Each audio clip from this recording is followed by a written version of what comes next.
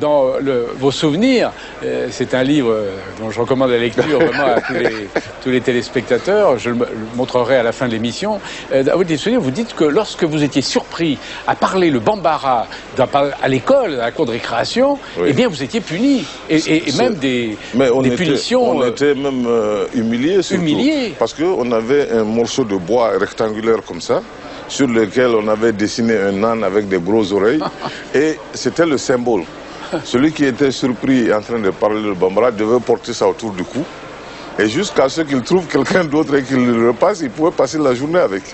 Mais c'était vraiment d'humiliation. Oui, ça veut dire que ça, c'est un peu dommage qu'on en soit arrivé là. Ouais. Parce que c'était l'esprit dans lequel il était fait. C'était pour essayer de faire en sorte que ces enfants donc, qui vivent à la maison, dans un environnement bambara ou peul, qui sont dans la cour en récréation en train de parler bambara ou peul, et pour leur donner l'occasion quand même d'apprendre le français qui est la langue de l'école. Ouais. Alors il fallait les forcer à parler ça dans l'environnement scolaire. Oui, mais alors vous allez à l'école coranique, alors on vous est obligé d'apprendre en arabe, langue que vous ne connaissez pas, oui. Des sourates, oui. Et si vous ne les savez pas par cœur, là aussi vous êtes battu. Là aussi. Vous êtes battu, effectivement. Mais c'est quand même une drôle d'éducation. C'est très drôle. Ça dit que ce qui est intéressant, M. Pivot, c'est que quand je me rappelle de ces choses, par exemple oui. L'école coranique, je vois les côtés positifs maintenant. À ce moment-là, c'était très dur. Bien sûr. C'est-à-dire qu'on était terrorisés le matin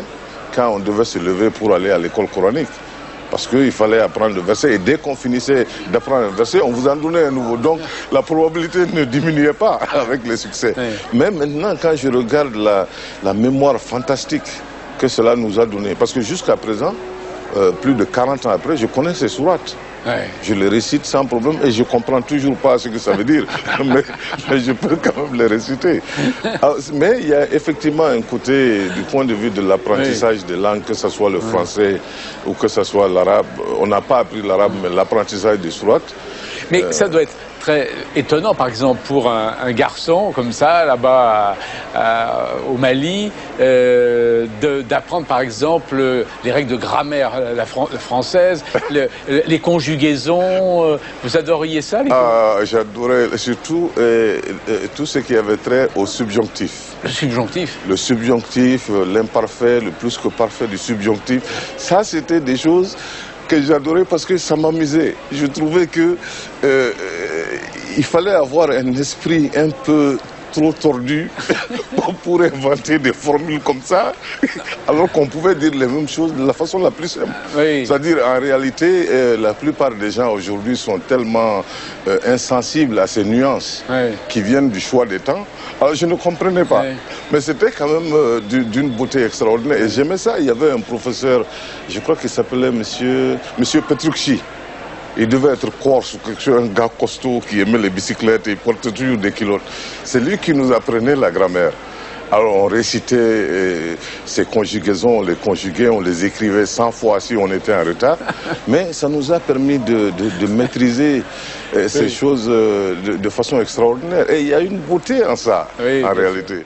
Je me souviens au fur et à mesure qu'on montait en grade, quand on allait au CM1, au CM2, c'était la dernière année ici au CM2, quand on faisait le BEPC, à cette époque, les professeurs étaient méchants comme des serpents, quoi. C'est-à-dire c'est des gens qui venaient tous les matins avec une demi-douzaine de fouets. C'est-à-dire c'était des branches longues comme ça de ces arbres desquels on enlevait les feuilles, donc ça faisait très mal. Et qu'on mettait sur la table. Il fallait non seulement faire des dictées, et pour chaque faute, on avait droit à 2 coups de fouet par faute. Il y a des dictées préparées et les dictées composées ou qui n'étaient pas préparées. Ça, c'était vraiment notre terreur. Et dans l'après-midi, la même chose recommençait, venait avec une demi-douzaine de fouets. Ça, c'était pour les leçons de choses qu'il fallait apprendre. Et on nous faisait apprendre des sottises telles que la casserole est un ustensile de cuisine. Bon. En ce moment, je pense que dans la classe, personne n'avait jamais vu une casserole de sa vie. Puisqu'on était en 1960 par là. Exactement. Et c'est pour cette raison que dès ce moment, comme je n'arrivais pas à apprendre les leçons de choses et à les mémoriser, parce que je ne pouvais pas m'imaginer, n'est-ce pas, de quoi il s'agissait, c'est à partir de ce moment que moi j'ai trouvé une façon d'apprendre mes leçons. C'est-à-dire que toutes leçons de choses qu'on me faisait, je la traduisais dans ma langue, en bambara. En bambara, et comme ça, je retenais ça plus facilement. Et une fois en classe, je ne faisais que retraduire dans l'autre sens. On sent que le système éducatif bambara est ancré dans vous, que vous en servez tout le temps. Et est-ce que vous pouvez nous dire déjà, pour ceux qui nous regardent et qui ne connaissent pas les bambara, quel était le royaume bambara et qu'est-ce que vous a apporté l'éducation bambara? C'est-à-dire que nous nous trouvons en ce moment même à Ségou, dans la capitale, la dernière capitale, disons, du royaume bambara. Parce que le royaume bambara a commencé dans une ville qui est à peu près un village qui se trouve à une quarantaine de kilomètres, justement sur la route de Bamako. Et cette culture bambara a des principes bien précis. Parce que le travail du bambara, d'abord, cette ethnie de bambara, ce sont des gens qui sont des cultivateurs, donc très proches de la terre. Ce ne sont pas des commerçants, ce ne sont pas des éleveurs, ce ne sont pas des forgerons, ce sont des cultivateurs. Et à cause de ça, je pense que ça a entraîné une certaine réalité dans la façon de voir les choses, n'est-ce pas? Et de savoir que lorsqu'on ne met pas, on ne peut pas récolter en fait ce qu'on ne sème pas. Voilà. Donc c'est sur cette base que cette philosophie est partie. Et d'ailleurs, j'ai mis dans un des livres que j'ai écrit 3 des préceptes des bambara, à savoir un bambara ne rebrousse quand il va d'un village à l'autre.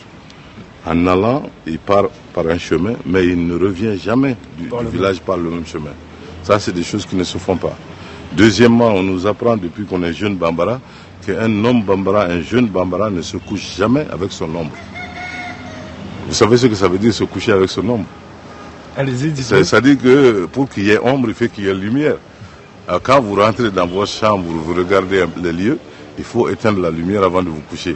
Parce que ce sont seulement les gens qui ont peur qui rentrent dans une chambre ou dans une case avec la lumière allumée. Il ne faut pas avoir peur. Il ne faut pas avoir peur. Et troisièmement, un bambara, un vrai bambara qui marche dans la rue, même lorsqu'on l'appelle, c'est quelqu'un qui préfère s'arrêter et se retourner carrément et voir exactement qui l'appelle, qui l'interpelle, mais il ne regardera jamais par-dessus son épaule. Parce que nous avons remarqué que les gens qui ont tendance à regarder par-dessus leur épaule sont des gens qui n'ont pas la conscience tranquille ou bien qui ont trop peur.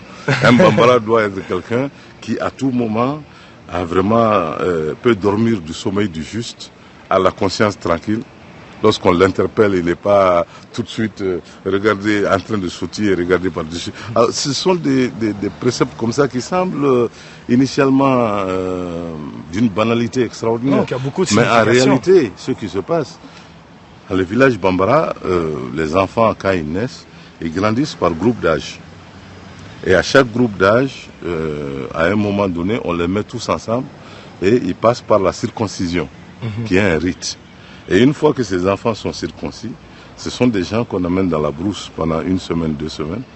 Au cours de ces semaines-là, on leur apprend vraiment le béaba de la vie d'un homme, de ce que nous on définit comme étant un homme. Des gens qui ne mentent pas, qui ne donnent pas leur parole en vain, qui ne volent pas, c'est-à-dire il y a certains principes qui ne sont pas paresseux et qui évitent la solution de facilité. C'est-à-dire il y a être intelligent, être innovateur, être créatif, ça c'est une chose. Mais la solution de facilité, c'est autre chose, parce qu'elle n'est jamais durable, elle est toujours précaire. Alors, ce sont des concepts comme ça qu'on leur apprend, et on leur apprend aussi le concept de solidarité. C'est-à-dire, par groupe d'âge, vous montez et vous êtes solidaires les uns des autres. En tout cas, ça fait plaisir de discuter avec vous, parce qu'il y a tellement de choses à dire sur l'éducation. Pendant que je discute avec vous, j'ai tout de suite, encore quand on parle de votre mère Binta, qui vous m'avez dit, quand vous alliez à l'école, le plus important pour elle, c'était pas de savoir que vous ayez des bonnes notes, mais de savoir qui vous avez aidé. Tout à fait. Elle, ce qui comptait pour elle, ce n'est pas tellement quelle note vous avez reçue, parce que pour elle, ça, c'est un acquis. C'est-à-dire, ça, c'est la base minimum d'avoir des notes. Elle m'a toujours mis dans la tête qu'elle sait que je peux avoir aussi bonne note que n'importe qui peut l'avoir. Donc ça, ce n'est pas son problème. Son problème à elle, c'est quoi? C'est que tout en ayant ces notes, est-ce que j'ai pu aider quelqu'un d'autre qui n'avaient pas pu avoir les notes pour passer, à les obtenir. Combien de gens j'ai aidé avec leurs leçons de choses, avec leurs problèmes de mathématiques aujourd'hui.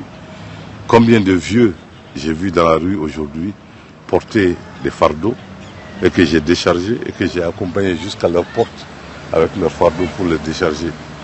Elle, c'est ce qui l'intéressait parce que de façon ultime, elle me disait que c'est de là justement que viendra la force dans le futur.